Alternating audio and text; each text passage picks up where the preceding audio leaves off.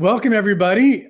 Today's presentation under further review, mindset mastery, and the science of adaptability and behavior change is the presentation today. And I'm just super excited to be able to talk about this subject. Just first, a quick disclaimer. I am not a psychiatrist or a psychologist. I do not play one on TV, and I did not sleep at a Holiday Inn Express last night. So why am I talking about behavior change? Why am I talking about the science of adaptability? Why am I talking about mindset? Well, first and foremost, it's my personal pursuit in finding happiness. I want to live the most fulfilled and happy life I possibly can. And in going through my own personal journey and learning and researching and digging deep, for me, this content is really about finding happiness. And tied to that is also building my leadership skills. So leadership excellence is something that's really important to me because I lead a group of companies. And I also lead folks in the advocacy and policy world in chiropractic. So leadership excellence is really, really important to me. And it's always something I'm looking to evolve and improve on. I think it's safe to say that the last year have been some pretty hard times. We've dealt with a worldwide pandemic. That pandemic has dramatically impacted the life that we live, the economy. I would say it's certainly had an impact on social strife. And I think social strife, while this is a somewhat fractured American flag, I would argue that social strife is happening not just in our country, but also around the world. And certainly within our profession, we deal with lots of challenging times, lots of hard issues that we have to deal with.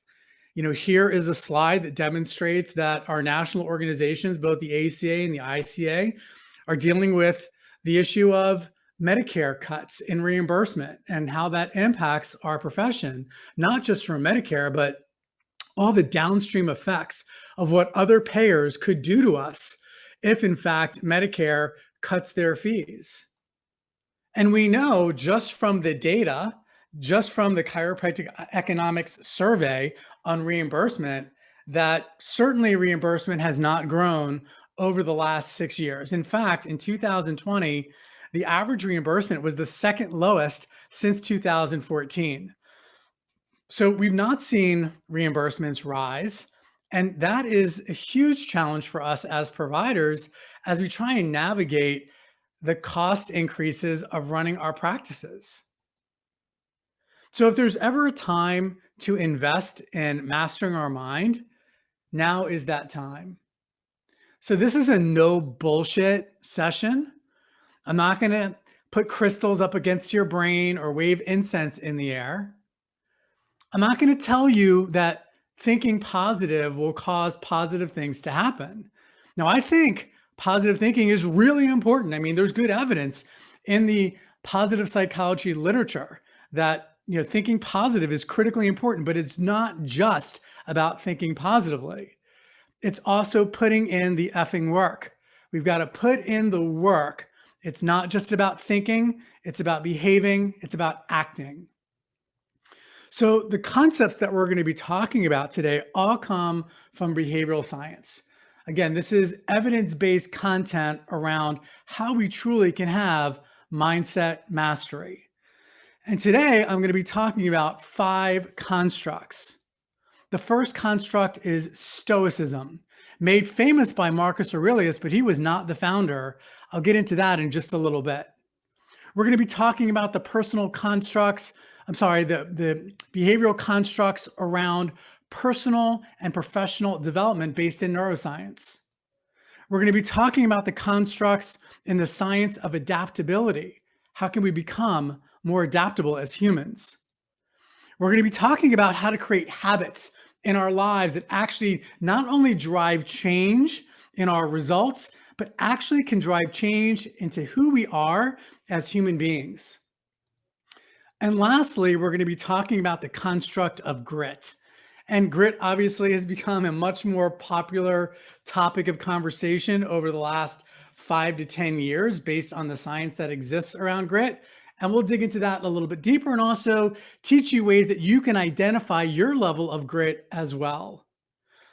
All of these concepts around mindset mastery overlap. It's like one huge Venn diagram. Stoicism, neuroscience, adaptability, habit creation, all are intertwined, as is grit.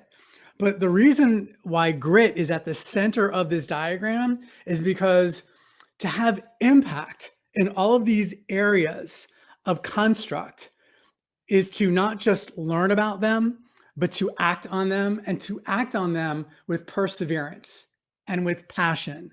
And that is the definition of grit. So I have a question for the audience today. Have you ever felt like you've hit rock bottom? And I'm not talking about falling and hitting a rock that looks like a bottom, but I'm talking about truly, truly being at the darkest place that you've ever been. And I will tell you from a personal perspective that I've been there. I've been in a place where I've said to myself, if one more thing happens, like literally, if one more freaking thing happens, I don't know what I'm going to do. I don't think I can take any more. So I've been there. And it's the things that I've learned through going through these constructs that I would argue have saved my life. And so I want to be able to share that with you all today, because if you've never been at that point, or if you have been at that point and you can learn and act based on the information today, then finding happiness is definitely in your present and in your future. So again, what got me through all of those really difficult times was learning, but also applying the evidence and really working hard, putting in the effing work in order to drive change in my life. So let's start with these constructs. So the first construct that I want to talk about is Stoicism. Now, again, Marcus Aurelius, the famous Roman Empire, made Stoicism famous. But at the end of the day, Zeno of Citium was actually the founder of Stoicism. And he lived in the Hellenistic era. And he teaches the development of self-control and fortitude as a means of overcoming destructive emotions. Because when we let our emotions run away with us, then we can't apply the right decision and we can't apply the right thinking in order to get to a better place. So again, it's the development of self-control and fortitude as a means of overcoming destructive emotions. The philosophy holds that becoming a clear and unbiased thinker allows one to understand the universal reason. And there's lots of elements to universal reason. Logos, which is kind of the life force. Universal intelligence, that's what we have in chiropractic. We talk about universal intelligence, the ability for the body to heal itself. Life, God, all these elements are applied to or explained by universal reason. The Stoic happiness triangle is defined by focusing on what you can control first and foremost, and how the correct perceptions, taking control of your perceptions and then taking responsibility for where you are in that moment is critically important. Once you've taken responsibility, you own your place in that journey, whatever journey you're on. It's about applying actions and acting and living with arete, which is really described as virtue or excellence. So focusing on what you can control, your thoughts, taking responsibility for where you are, and then owning that, and then taking action around being virtuous and driving actions in excellence, being really good at what you do next, and then next thereafter, and then next thereafter. Marcus Aurelius said, our actions may be impeded, but there can be no impeding our intentions or dispositions, because we can accommodate and adapt. The mind adapts and converts to its own purposes the obstacle to our acting. The impediment to action advances action. What stands in the way becomes the way. And this quote was in the book that again, one of the things that I believe saved me, The Obstacle is the Way by Ryan Holiday. And this book is a great resource and a great literary piece on how the obstacles in our lives actually are there for a reason. The obstacles are there to teach us. The obstacles are there to inform us. And when we own that piece of our journey and we can think clearly about why we're here and what steps need to be taken in order to get where we want to be, that obstacle then becomes the way. One of the great quotes in the book is, "The obstacle in the path becomes the path." Never forget, within every obstacle is an opportunity to improve our condition. So it's not just about what the obstacle is doing to us. If we're in a bad place, well, guess what? There is an opportunity to improve our condition. Too often we react emotionally. Now remember, Stoicism is about overcoming those emotional reactions. So too often we react emotionally, get despondent, and lose perspective. All that does is turn bad things into really bad things. Unhelpful perceptions can invade our minds, that sacred place of reason, action, and will, and throw us off our compass. So again, our ability to control our thoughts and our perceptions and to take action with intent, with virtue, with excellence can actually move the needle and put us on the path to success. Holiday says, "There is no good or bad without us. There is only perception. There is the event itself and the story we tell ourselves about what it means. It's all our past experiences. It's our parents, the preachers, the teachers, the rabbis, the imams, the friends, the acquaintances, the stranger on the street, the person who says something unkind to us. It's those life's elements that create this narrative, this story that we tell ourselves. But the event is just the event. So if we can separate negative perceptions from the event, we can move forward so that that obstacle can inform, can teach, and can help us guide the next step in our journey." Interesting that Stoicism has, run the test of time. Ben Franklin, in his famous quote, said, "Things which hurt instruct." And I love this quote because there's a lot of things that happen in our lifetimes that hurt us. A lot of it we can't control, and some of it we can. But at the end of the day, there's always a lesson to be learned from those things which hurt. So lesson number 1 is obstacles are the way. Pay attention to the lessons life is teaching us. Mindset mastery construct number 2, personal development neuroscience. So as I said earlier, we've dealt with so much this past year. I mean, the epidemic, changes in our lifestyles, changes in our workplace, changes in our practices, family members, friends who have died from the pandemic. It has been a very difficult and challenging year. And so I ask you, and I think you need to ask yourself, what do you believe? Do you believe, for instance, my practice will come out stronger? Or do you believe my practice will struggle? Do you believe that this is a great time to work on the business and innovate?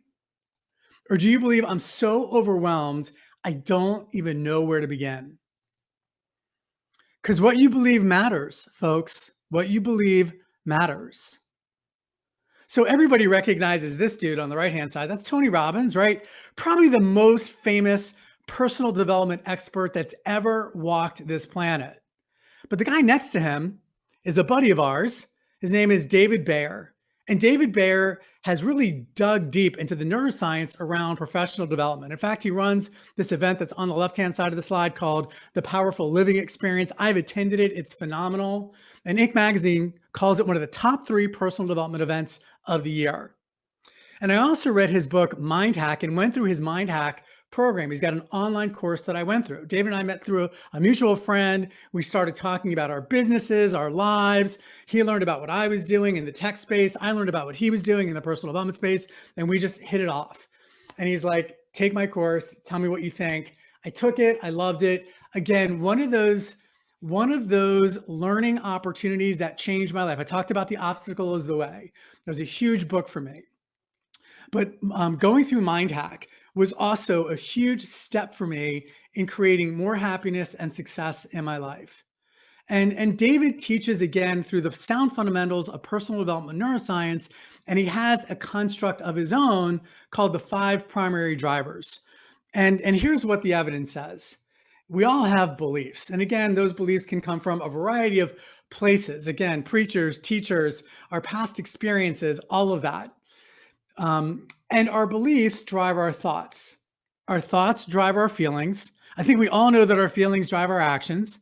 Our actions ultimately drive our results, and that our results typically will reinforce our beliefs. Sometimes we have this strong confirmation bias where we actually take action to ensure our beliefs are confirmed. Sometimes when we take actions that are different, however, we get different results, we can find a new belief, which is always kind of an interesting exercise in living life. Now, David talks about the fact that in our brains, we can only have two states at any given time. We can be in a beautiful state of being, a state of hope, gratitude, joy, compassion, peace, curiosity, courageousness, optimism.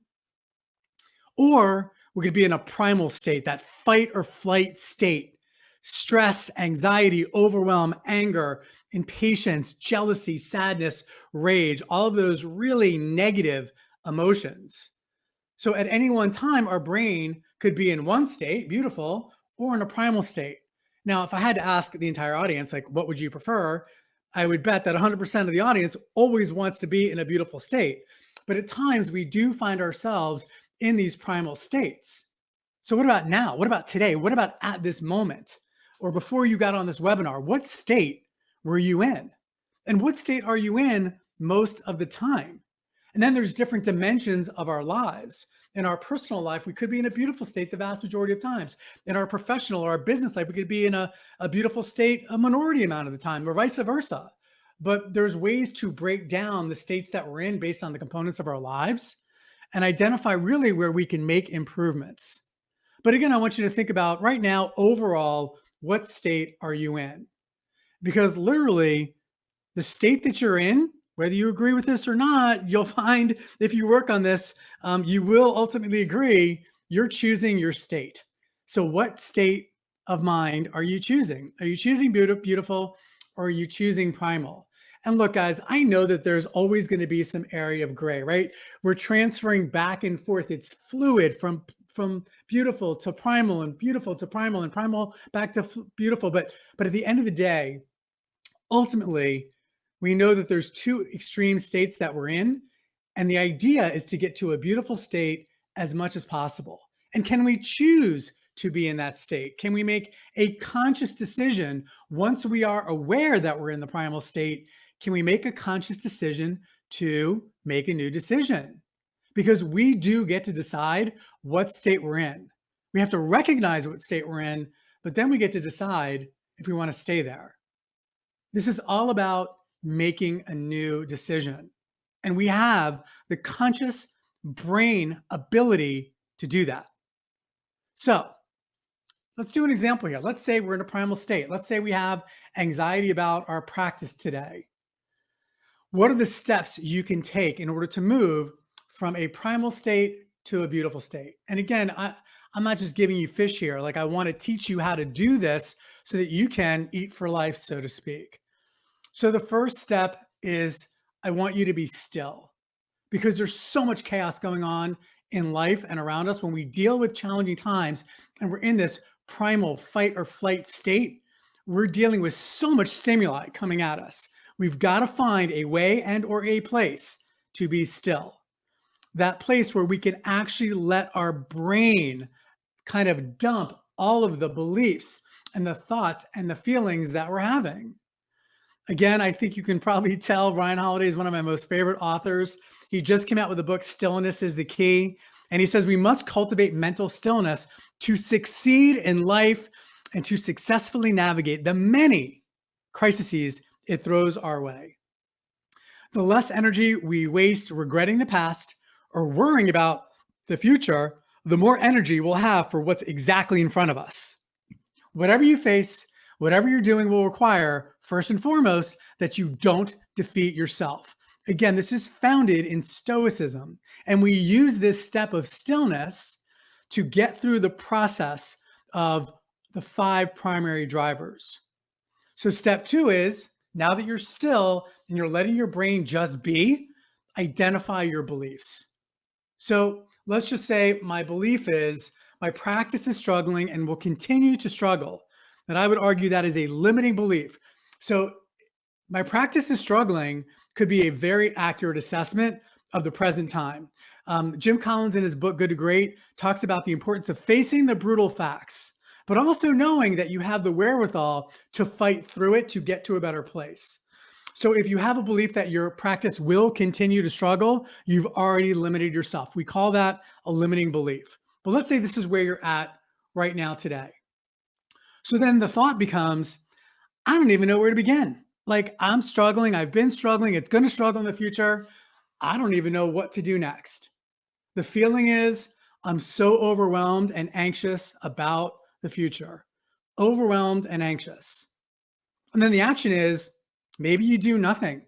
Maybe you just continue through this negative feedback loop of inaction and beliefs and thoughts and feelings and inaction, and it just confirms that you're just in this state. Maybe you rush an action. Maybe you do something just quickly, but it's not thought through very well, and it's based on emotion, not based on perspective. Or maybe there's blame to be had. Maybe you blame people on your team, or you blame yourself, or you blame COVID, or you blame the universe, or you blame God, or whoever. But maybe there's blame.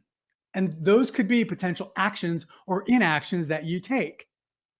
But let's do a little bit better than that. Instead of that, step 3 would be, let's dig a little deeper around why you have your beliefs. And we call this the 5 whys. So let's just go through this exercise. So if your belief is, my practice will continue to struggle, you ask yourself, why do I feel that way? Because people are afraid to go out. Write that down. And then you ask yourself the second why. Well, why are people afraid to go out? Because they're afraid of getting COVID. Write that down. Well, why are people afraid of getting COVID? Well, because they feel it's not safe to go out to public places. Well, why do they feel like it's not safe to go out to public places? Well, because they don't trust sanitation efforts. And why don't they trust sanitation efforts? Because they don't know what businesses are doing to protect them. Now, this is just one example, you guys. You can do this with any belief, limiting belief that you have in your life. I'm just giving you one example because, believe it or not, we're still in the middle of COVID. Are things getting better? Thank God. Yes, they are. But, look, we're hearing there's a 3rd wave in Europe, and who knows what will happen in the US. So, I think this is relevant conversation still. So digging down, asking the 5 whys. And we got to that final why, and it's because you believe ultimately, or you may believe, or one may believe, I may believe, my practice will continue to struggle because people have no idea what businesses are doing to protect them. Well, guess what? We get to make a new decision. We get to have a new decision, a new belief that I can do something. I have the power with virtue and excellence to take action. I know where I am today. I take responsibility for where I am today. And now I can do something different. So my belief now is this is a great time to work on the business and innovate. I'm going to take action. So for instance, what we did very early on in the pandemic, because we knew that people were concerned about coming into our practice if they still wanted to come in, but maybe they weren't sure if it was the right thing to do. We taped an unbelievable amount of content showing our patients exactly what we're doing to keep them safe. Cleaning the equipment, sanitizing, wearing masks, everything and anything we could possibly demonstrate, showing how we were keeping them safe. And I remember, to this day, reaching out to all of our clinic directors and saying, okay, y'all, this is what we're going to do. I want every single one of you to create 5 pieces of content specifically related to sanitation and hygiene. I want to show our patients that still want to come into the practice how we're keeping them safe. And we had a multitude of content that we shared over and over and over again on all of our digital channels to help the public understand how serious we were taking the pandemic in order to help people stay safe. We had tons and tons of posts. So for people that wanted to come into the office, we were showing wearing gloves, wearing masks, patients wearing masks, social distancing, creating new treatment and rehab bays for people so that people were social distance enough to remain safe. And by the way, we also showed them in the spirit of what can we do to innovate in the practice, taking that action step. We also showed them that we had telehealth where if they didn't want to come in, they could still get some level of care at home. Look, y'all, we all know how important chiropractic adjustments are, right? Like it is a critical element of treating patients in the way in which we care for them and get world-class outcomes. And at the end of the day, sometimes we just have to adapt. We'll get into science of adaptability in just a second. But if patients can't come in or they don't want to come in, what else can we do to add value? Can we do an exam via telehealth? Damn straight we can. Can we give them exercises over a computer and check their form? Damn straight we can. Can we talk to them about ADLs and ergonomics? Damn straight we can. Can we help them with their mental health and their stress? Damn straight we can. There are things that we can do. We can make a new decision. We don't have to be stuck like, oh my God, our practice is down 85%, we're done. And I say that because we had that experience. Our practice was down 85% as of May 8th. We had five practices at the time. We were down 85%. We had to close our McLean office, which we ended up closing for good. Did I panic? No. Did I freak? No. Did I leverage all of the things that I learned from the Obstacle is the Way and going through the Mind Hack program with David Baer? Yes. Did all of the challenges and obstacles that I had along the way, those really, really, really difficult times that became my journey that I owned, did that become my strength? Did the obstacles become my way? Yes, yes, and yes.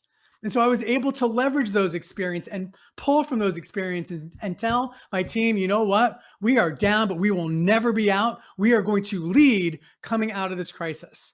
And we just continued to think, we continued to innovate, and we continued to act until we came out of the pandemic.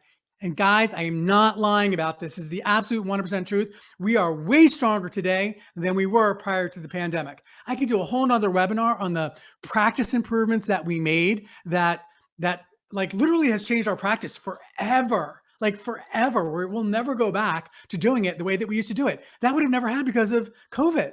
So in a way, that obstacle became our new way.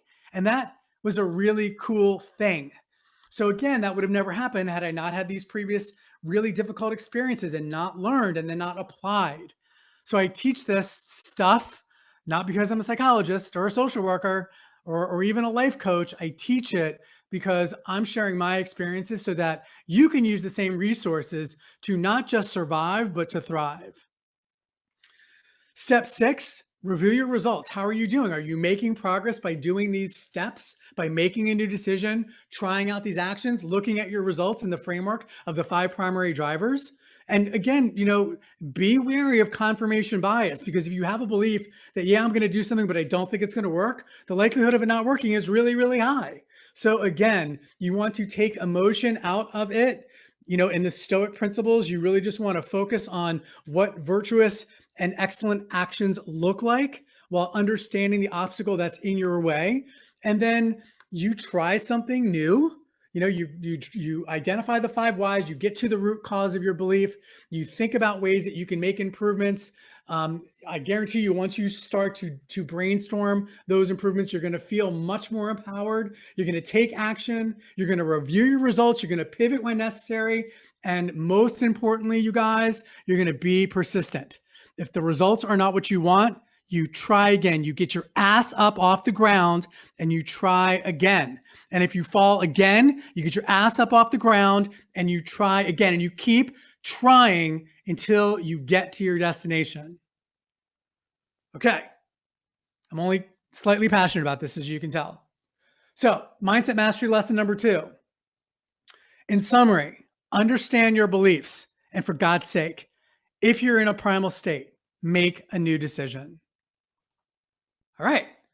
Mindset mastery construct number 3, the science of adaptability. So I think there's ever a time that we needed to be adaptable, that we were literally forced to be adaptable.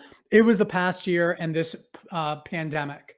Now, adaptability has been studied a lot. There's a lot of research and scientific literature out there on adaptability and the neuroscience behind it. So adaptability is literally our ability to identify change in context or situations that we're in, and flexing, being flexible in our behavior, and of course, our mindset. And by the way, if we can't be flexible in our mindset, we're not going to be very flexible in our behavior. So literally at a very granular level, and I'm not a brain physiologist, and I'm not, Dr. Michael Bagnell, who is like a leading expert in the chiropractic functional neurology space. But these are the basics that I'm sharing with you.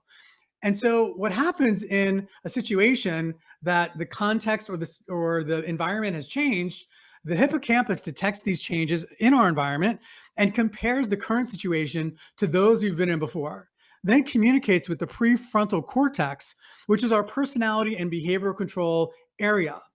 Now, this area, the prefrontal cortex, then consciously chooses whether to shift our behaviors to meet the demands of the current situation. Now, if we can't shift our mindset and our behaviors to meet the demands of the current situation, what do you think happens? We're not going to have a very good result. So adaptability is critically important. So when these regions become damaged or impaired due to stress, we are no longer able to identify changes in context or exhibit behavioral control. This is because the hippocampus is highly sensitive to cortisol, the hormone our body releases when under stress. And when exposed to it for long periods of time, the cells of the hippocampus begin to die. This means the hippocampus is less sensitive to detecting change when we are under stress, resulting in a distinct lack of adaptability. The overall message: a stressed brain is less adaptable. Now, again, I talked about the Venn diagram of all of this overlapping constructs. And I talked earlier about the importance of the difference between being in a beautiful state and a primal state. And a primal state is like stress, anxiety, right? So if we know that we're stressed, and if we can make a new decision and we can be less stressed, we can be more in a beautiful state, even if we haven't solved the problem yet, our brain will function at a higher level. So think about this. There was a study that was done many, many years ago. They looked at like world-class pianists. Harvard ran this study, I think it was. And they looked at world-class pianists, and they hooked up like ECGs to their brains, and they had them play the piano, and they looked at the brain activity. Then what they did is they asked the world-class pianists to just think about playing the brain, just visualize in their mind what playing the piano looked like, as excellent as they would when they're kind of slamming on the ivory keys. And the brain activity was exactly the same. So your brain doesn't really know. You can tell your brain doesn't really know kind of what's real and what's perceived. And so you can literally change that stressed conscious state into a beautiful state by just changing your perceptions.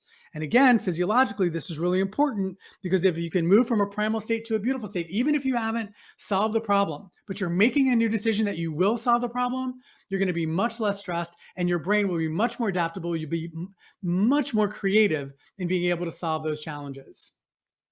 Darwin said it's not the intelligence or physical strength of a species that predicted its survival. Instead, it was those species that best adapted to changes in their immediate surroundings that ultimately survived. In contrast, those that failed to adapt fizzled into extinction. And studies repeatedly show that adaptability is something that we can learn, develop, and grow.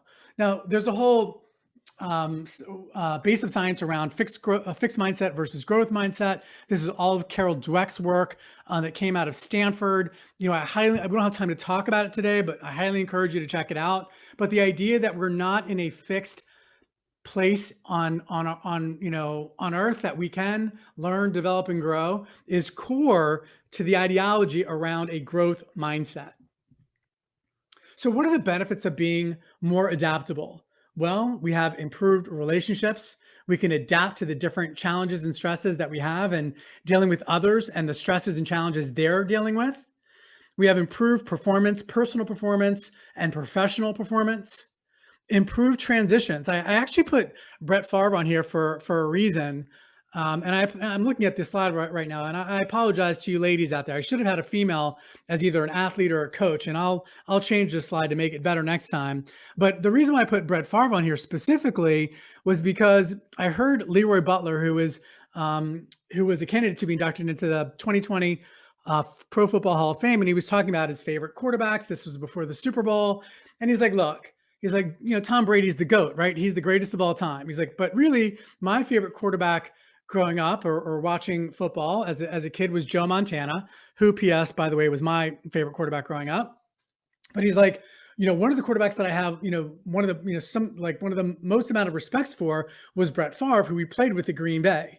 Now, the backstory is that Favre was drafted by the Atlanta Falcons. He was traded very early in his career to Green Bay, and he ended up somebody got hurt, the quarterback got hurt, and he ended up starting, and the rest is history. He's now a Hall of Fame quarterback. But Butler said what was great about Brett Favre is he was highly adaptable. He would walk over to the offensive linemen in the locker room who were playing cards and be like, "Hey guys, we going fishing this weekend?" And then he'd walk over to the defensive backs and they were playing dice. And he'd go, "Hey, what are y'all doing today? You guys playing dice? I want to play with you guys." And they go over to the running backs who were, just listening to music. He'd be like, "Hey, what are you guys listening to?"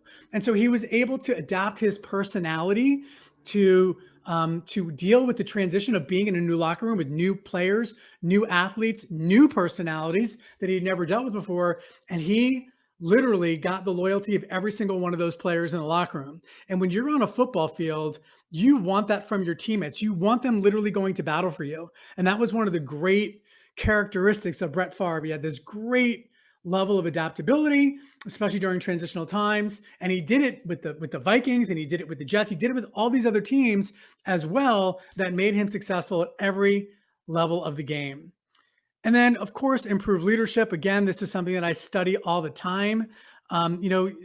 We know that when we're leading a group of people in our practices, we have different personalities. And while we always want to be fair and consistent, we don't necessarily always want to treat everybody the same because not everybody is motivated by the same stimuli.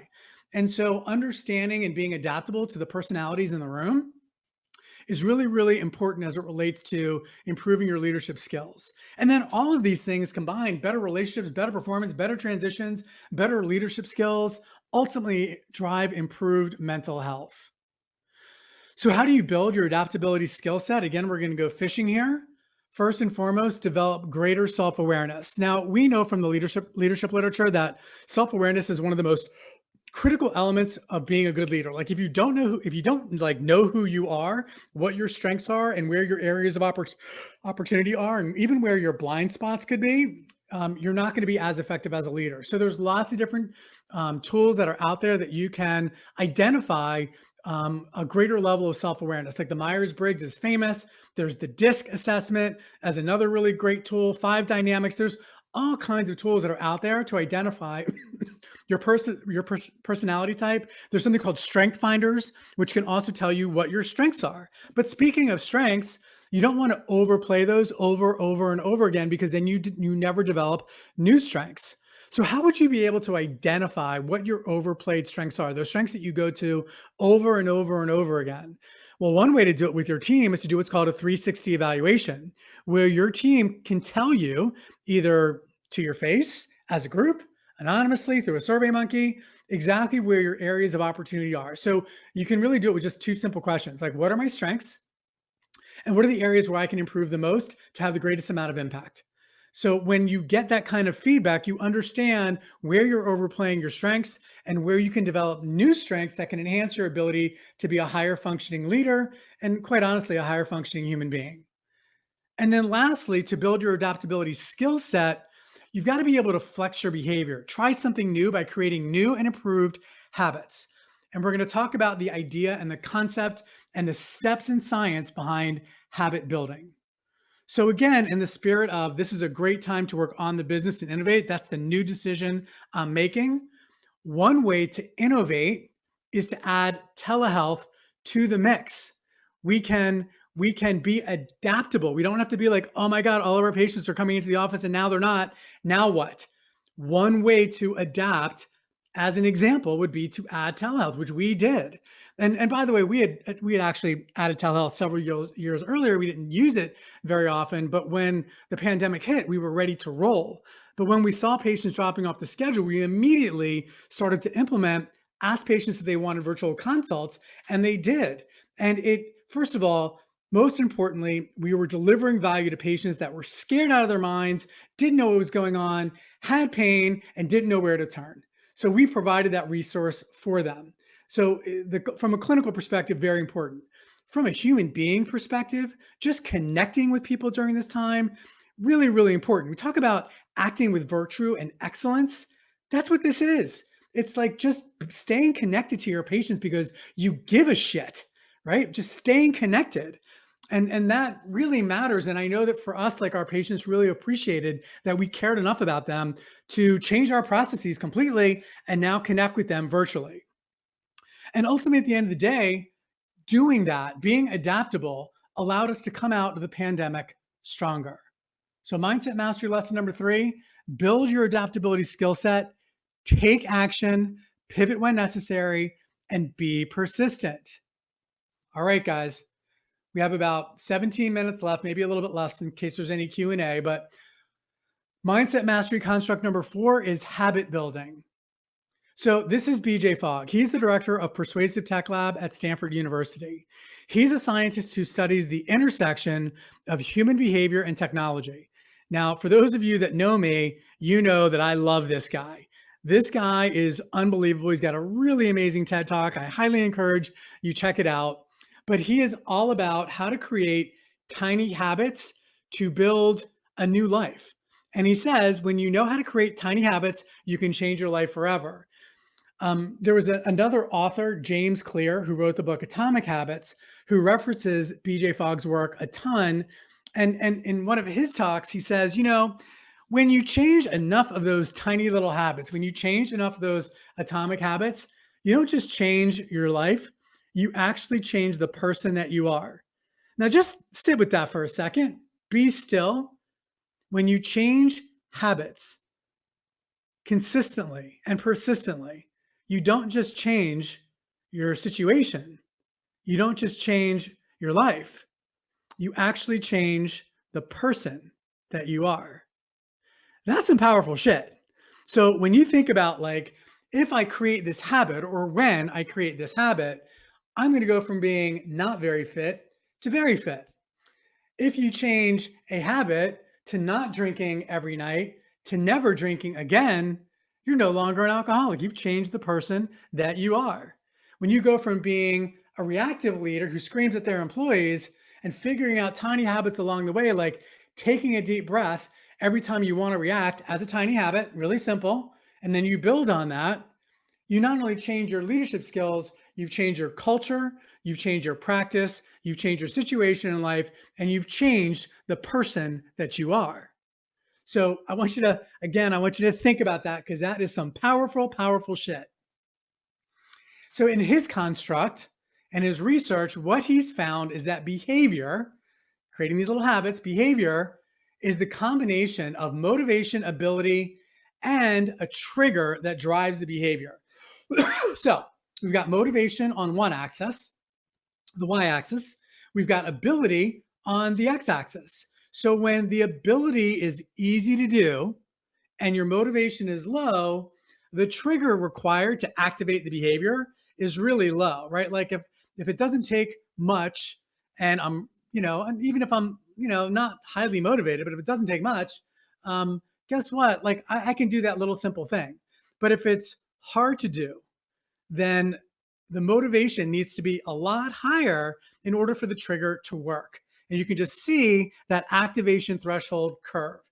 The triggers only succeed above the activation threshold.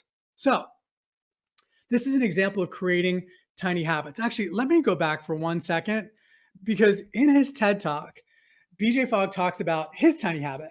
So this is really funny. So BJ Fogg's tiny habit was the following. Every time he peed, he would do 5 push-ups. His goal was to become more fit And so he's like, okay, every time I pee, I'm going to do 5 push-ups. Now, me being so weird, I'm like, does he wash his hands before he does the push-ups or after he does his push-ups? Like, when's this dude washing his? He must wash his hands both times. Like, that's what I would do, because that's kind of crazy. But anyway, we'll talk about that another time, or maybe if I ever see him, I'll ask him. But nonetheless, that was his tiny habit. And all he did is every time he peed, he did 5 push-ups. And then he got better at it and better at it and better at it. He did more push-ups over time, but then he added more habits onto his existing behaviors. We call this habit stacking. Tiny little habits that, when we stack on top of each other, changes our lives and changes the people that we are. So after I blank, it's the anchor or the trigger, I will blank, new tiny behavior. After I brush, I will floss 1 tooth. Notice it doesn't say I will floss all my teeth. That's too hard. I just want to floss 1 tooth. After I start my morning coffee, I will set out my vitamins. After I start the dishwasher, I will wipe 1 kitchen counter. After I walk in the door from work, I will get out my gym clothes. Notice it doesn't say go to the gym, because ultimately getting out the gym clothes will be a trigger. It'll be after I get out my gym clothes, I will put on my gym clothes. After I put on my gym clothes, I will get in my car. After I get in my car, I will go to the gym. I know this seems like a lot of tiny habits stacked on one another, but y'all, this is what the evidence shows works. It's called habit stacking. You take your existing behavior and add new tiny little habits on top of it over time, consistently and persistently, and you turn into a new, better person. After I sit down on the train, I will open my sketchbook. After I hear the phone ring, I will exhale and relax for 3 seconds. After I put my head on my pillow, I will think of one good thing, right? Getting into a beautiful state. After I arrive home, I will hang my keys on the door. So again, in the construct of, our belief system, not, hey, I am struggling in practice and my practice will continue to struggle. Now a new decision is, this is a great time to work on the business and innovate. I want you to think about this particular sentence. So for you, whether it's a practice challenge or a personal challenge, I want you to write this down. After I blank, I will blank. What is the one tiny habit you want to create because you heard this program today? After I blank, I will blank. I'm going to give you a second to write that down. Okay? Cool. So, mindset mastery lesson number 4, create one tiny habit, and build it into your life through persistence. Now, you keep hearing me talk about persistence, and there's a reason why. Because mindset mastery construct number 5 is grit. Now, there's lots of nouns that or synonyms that describe grit: courage, bravery, pluck, mettle, backbone, spirit, strength of character, strength of will, moral fiber, nerve, fortitude, you've heard in this presentation today, toughness, hardiness, resolve, determination, tenacity. Tenacity is a core value in our company. Perseverance, you've heard over and over and over again, endurance, right? These are all elements or synonyms of grit.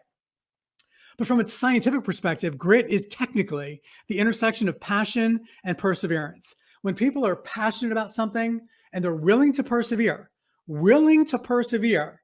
that drives their greediness. Now, most of you know I am passionate about chiropractic. I love the profession. I love what we do. I love the impact that we have. And so I do a tremendous amount of advocacy and volunteer work in chiropractic, and I persevere the unbelievable amount of bullshit that we have to deal with and do whatever I can to help fight those battles, because I am passionate about justice for chiropractic and the patients that we serve. Passionate about it. So I will persevere. I will do whatever it takes. And so when you have that kind of passion and perseverance, you have grit. And grit is very important, because Angela Duckworth, who is the scientist who studied grit and wrote a book called Grit, The Power of Passion and Perseverance, was able to identify in her research that it was the #1 predictor of success. Now, I don't know if you guys remember, but at the very beginning, when I showed you the Venn diagram and I showed you Stoicism and neuroscience and adaptability, and they were kind of on the outside, and then habits kind of closer on the inside, building habits around those 3 elements. And then in the very center, I was like, grit. You gotta have grit. It is the most important. It is the foundation of everything that you do, because If you try Stoicism and you don't persevere, or you try mind hack and you don't persevere, or you try adaptability methods to improve your adaptability and you don't persevere, then you're going to end up in the same damn situation. So I want you to build your greediness. It is the most important thing to build. You take all the other constructs and the center of that, atomic bomb is grit. So what does grit look like? Greedy leaders are more consistent than their peers. They have a clear goal that they work towards each and every day. They don't let short-term profits, negative feedback, or hectic schedules prevent them from continuing the march towards their vision. They make a habit of building up people around them, not just once, but over and over and over again. You can actually identify your grit. Again, another way that you can learn how to fish. So Angela Duckworth, she's created, this is the scale that she used when she did her study. You take this test. It's this link, angeladuckworth.com/grit scale, and you take this test. Now, remember what I said about building your adaptability skill set? I said self-awareness is critically important. It's important to be a great leader, but it's also important in building your adaptability skill set. Like when you're taking this test, be as honest with yourself as you possibly can. Don't try and give yourself the best answer because you're trying to get the best score. Like I've seen people have a perfect score on this, and it's like, I know Marines who are like some of the grittiest people I know that don't have 5 out of 5 on this grit scale. So if you've got a 5 out of 5, I'm just going to say you probably need to check yourself. I think you're overemphasizing your strengths, like we talked about in the adaptability section. So be honest with yourself, identify your areas of opportunity, get a benchmark score, and then work towards developing your grit. So mindset mastery lesson number 5, how do you build your grittiness? You do it by paying attention to the lessons life are teaching you, right? There's lots of lessons that we're learning every single day. Pay attention and use your perspective and act with virtue and excellence. Create stillness. When you're in the middle of those lessons that life is teaching you, take a deep breath, pause, let your brain dump, identify what your beliefs are, identify how those beliefs are driving your thoughts and your feelings and your actions. Dig deep, the 5 whys of why you believe and think and feel that way so you can get to the root cause of your anxieties and your stressors and your concerns and your limiting beliefs. And for God's sake, make a new decision. Just make a new decision. Get out of the primal state, get into a beautiful state.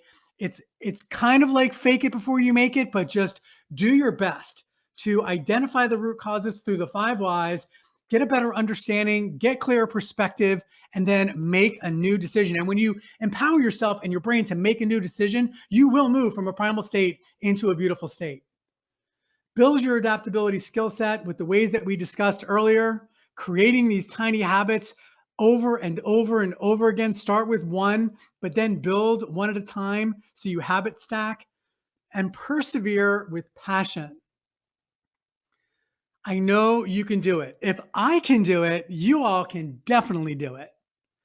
At the end of the day, it's what I want for you, and it should be what you want for yourself. It's finding that ultimate level of happiness, of self-fulfillment. So I'm going to end with this quote because I love this. I had the opportunity to hear Ryan Holiday speak at an entrepreneurial event. I'm a member of this group called Cadre here in DC. It's a group of just uber entrepreneurs. It's like an amazing network, an amazing community. And we hear great speakers all the time. We just heard Adam Grant. Before COVID hit, I think Ryan Holiday was actually the last speaker before COVID hit. And he ended with this slide. And I love this. And I think it's a great lesson to be learned. Life should be fun, even when it's hard. Okay, guys. So that was the presentation for today. If you want to connect with me, you guys should know my email address, but if some of you are new to this community, it's drj@kaizenovate.com. You can also check out our website, kaizenovate.com. If you're wondering where that word came from, Kaizen is the Japanese word for continuous improvement. And we like to innovate. So we combine innovation with continuous improvement, and that's our DNA. I also have a community on Facebook called Health Tech Tribe. Again, for those of you that know me, like I'm super passionate about health technology and the intersection of healthcare and technology. So we have a great community on Facebook, just sharing ideas and innovation. I just started a podcast with a very good friend of mine, Brad Cost, who's the CEO of Infinity. He's one of the main clearinghouses in chiropractic and just a chiropractic warrior. He's one of the most important non-chiropractors in chiropractic, where he's using all the data from the clearinghouses, from his clearinghouse that providers, chiropractors are utilizing. He aggregates all that data where we can identify payer fraud and abuse. And we've literally fought back to the major payers based on the data that Brad has been able to aggregate and analyze with his data scientists. And I work with them on a regular basis looking at this data. We do a great podcast called Tech Talk. It's not G-rated. If you're looking for Disney, it's not that, because we go there and, a couple F-bombs, and we talk about all kinds of things that some people might find offensive. I don't. I'm very transparent, but if you want G-rated, it's not for you. If you're cool with a little cursing here and there and kind of talking about anything, I think you'd probably enjoy it. Again, if you feel like you need anything and you want to learn more about our company, Kaizenovate, just check us out. Most of you know, but some of you may not know, that we build custom mobile apps for chiropractic practices. This is the new generation. This is the folks that 20 years ago said, I think I need a website. Now chiropractors are really understanding, like we did 2 years ago, and we built our own mobile app for our own practice. I need a mobile app to brand my practice to the community and to the world. Grow your new patient base, improve care plan adherence, deliver really important evidence-based content, create convenience for patients to schedule their appointments through the app, and a whole wide variety of other features that they can do on their mobile device. Because let's face it, y'all, patients are on their mobile devices. So if you have any interest in us building you a mobile app, please let us know. Reach out to me. Go on the website. I think we can also probably copy and paste the demo link where we can do a demo for you inside of the link. I think Jenna just did that, so that you can copy and paste that into a browser and schedule a demo link where you can learn more about the apps that we build, and we can learn more about your practice to see if it's a good fit. Other resources that I wanted to make available for you: Ryan Holiday's website, Mind Hack. By the way, you can download his free book. I would highly encourage that you do that. The white paper that I referenced on the hippocampus and prefrontal cortex in the science of adaptabilities, check that out for sure. Habit building, BJ Fogg's website, really cool, super cool dude. Check him out. And then in the world of positive psychology and grit and growth mindset, check out angeladuckworth.com and happify.com as well. All right, so we are done for today. I'm going to stop the share. I have like 30 other slides that I didn't show today, because I always do too many slides and then decide I'm never going to make it on time. But I finished at 2:29, so I'm pretty excited about that. So I wanted to open up the Q&A for any questions that you guys have out there. Always happy to help any way I can. So do we have any questions? Otherwise, we are going to stop literally on time. Well, guys, I really appreciate you. Thanks so much for being here. Great audience today. Super cool to have you. And I look forward to our next webinar next quarter. Unfortunately, we're not doing them every month anymore. We just don't have the time. But next quarter, really looking forward to the next webinar. We'll make sure that we inform you about the content, but it's going to be killer. New content that you've never heard before. Excited to share it with you. And so we'll see you next quarter. Everybody, have a great next couple of months. Please, please, please feel free to reach out to me if I can be of any help or support to you, your practices, or your tribe. I'll talk to you all soon. Have a great one.